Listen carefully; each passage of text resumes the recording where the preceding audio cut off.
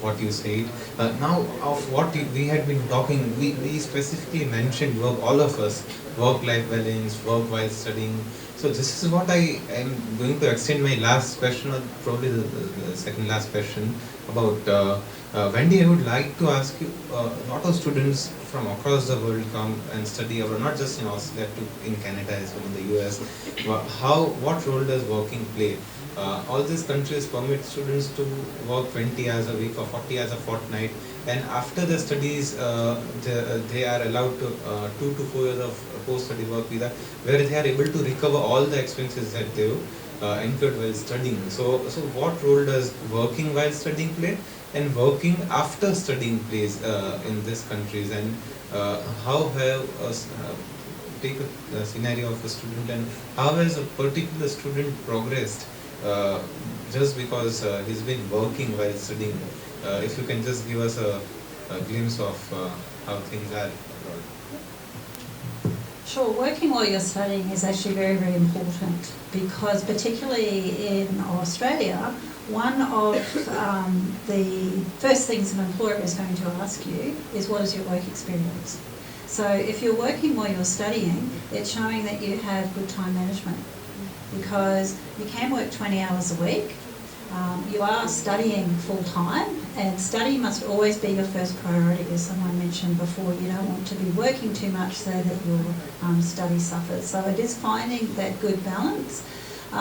While students are studying, most students tend to get work in the service industry. So, for an example, my son, he's 20, he studies full-time at QUT, he has 2 part-time jobs. One's in a swim shop, the other's in a hardware store. My daughter studies at university as well. She works part-time in a cosmetics store. So those types of jobs is work that you can do around your studies, and it's all about having good time management. So going to your classes, planning your self-study time and your assignments and your projects, and then doing your work around that. Okay? And as I said before, it does show an employer that you have good time management. Many students are lucky enough to also get part-time work in the area that they're studying. And I have seen many students do that, including our Indian students that do that. And quite often that can also lead to full-time work at the completion of their degree. And as well as while you're doing this part-time work, it's also going to help your family and your parents, because you're actually contributing to your living expenses. So again, just an example of my son. He moved out of home a year ago. He lives about 15 minutes away from the city. As I said, he's working part-time. He can't work too many hours because of his full-time study, but he is able to cover his living expenses. So I still see him 3 times a week. He comes and raids my fridge, but it can be done. But I keep going back to how important it is that you put your studies first. Okay? But if you don't have that work experience and you can't show an employer that you've got those good time management skills, then you will, I guess, have some issues if you're looking for full-time work. And while you're studying, you can also do internships and work placements.